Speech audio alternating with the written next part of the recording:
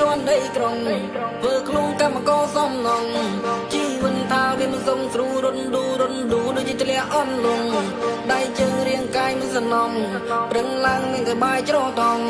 បើភ្នែកពេលដែលចេញពីមុខស្លឹងជុំវិញខ្លួនឃើញតែបាវស៊ីម៉ងគឺសម័យខ្ញុំចង់ខ្លាចជាតារាប្រឹងជុំទៀលនៅកន្លែងធ្វើការយើងស្រត់តបែកជើងនៅតែចោលពេលដែលវាលោតហោបទំនុកទាំងសិលាពេលក្មេងនេះចាប់ក្តីស្រមៃមួយជាមួយភ្លេងមួយជាមួយតន្ត្រីមានតែការគិនមានតែខោវិស័យតែបើសិនជាប្រៀបធៀបដូចជាមេឃនឹងដី2018ដៃកាន់មេក្រូគេបោកស៊ីសទៅនឹងលីអូហើយតែចង់ល្បីលើសលេងស្រែកហូរលេងដូចឡានកាន់ស្អុយដូចជាអាចគោអូហូរឿងដែលវាហួងជីដីកប់ចោលទៅចង់មកកម្មពីចិត្តទៅខ្ញុំរំដកក្រុងមិនចង់ប្រៀបធៀបឡៃលើរបបជុំចាត់ទៅហៅសកម្មទៅពួកលោកអត់ទៅតែមកជន់ដីក្រុងធ្វើខ្លួនកម្មករសំណងជីវិនថាវាមិនសុំស្រួលរុនឌូដូចជាធ្លាក់អន់លងដៃជើងរាងកាយមិនសំណងប្រឹងឡើងមានតែបាយច្រតង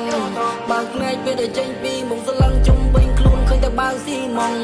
ថ្ងៃសុំលើសុំត្រូវចែកដាច់ពីគ្នានេះដែលចង់ជន់មានវិយទៅដែរជន់មាននិយាយអាក្រក់ក្រោយក្នុងវិយទៅស៊ីមកទៅបងលឺអត់អាចមានពួកអាគ្មានប៉ុនបងអើយថាមិនចង់និយាយព្រោះនិយាយទីអត់និយាយចេញមកលខេលខាងដូចបេមកជានេះព្រៃព្រោះបោជារឹកញីស្លាប់ព្រោះដោយសារស្រីគុំធ្វើជារឹកលុយវិយទៅញឹកដូចใจ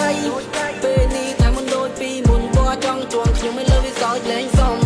ជីវិតឡើងត្រដែតផោផងមិនតែពួកវាវិញហិតកើច្រថងដៃខ្ញុំកំកំកោកាឲ្យមនុស្សអស្ចារ្យគេបែកមកពេញនង